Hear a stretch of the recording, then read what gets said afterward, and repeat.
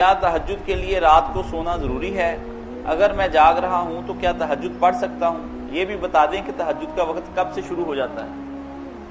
تہجد کے لیے ضروری نہیں کہ سو کر ہی اٹھے، باقی اصل چونکہ سو کر اٹھ کر ہی پڑھی جاتی ہے، نام اس کا یہی رکھا گیا کہ نیند توڑ کر اٹھنا۔ تہجد جو حجود سے نکلا، حجود نیند کو کہتے ہیں کہ نیند توڑ کر اٹھنا، تو اصل تو یہی ہے کہ 99% لوگ نیند ہی چھوڑ کر اٹھ کر پڑھتے، مگر اگر کوئی جاگتا رہا اور نہیں اس دن سونا نصیب ہوا کسی وجہ سے، تو یہ نہیں کہ وہ تہجد نہ پڑھے،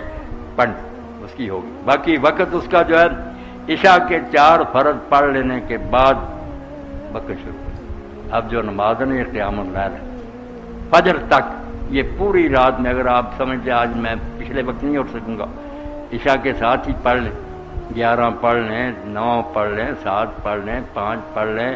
وتر ہی 3 پڑھ لیں، وتر بھی 3 اسی کا حصہ ہے، عشاء کا نہیں، عشاء ختم ہو گئی تھی۔ اگر آپ نہیں اٹھ سکتے تو کم از کم کہا کہ لوگ تھوڑا بہت حصہ تو لے لیں،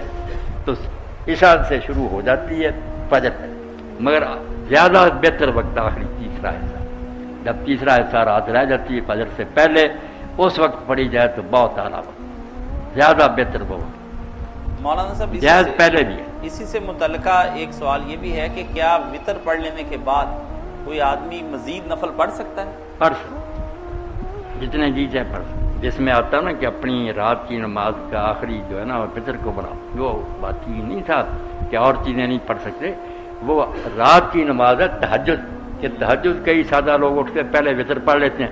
وہ ترتیب الٹ ہوگی نا، وہ کہا پہلے جتنے پڑھنا چاہتے ہیں نفل پڑھ لو، آخر میں جا کر وطر پڑھنا، وہ تہجد کا طریقہ سکھایا تھا، یہ نہیں کہ اس کے بعد نفل حرام ہو گیا یا کوئی بڑے پڑھے۔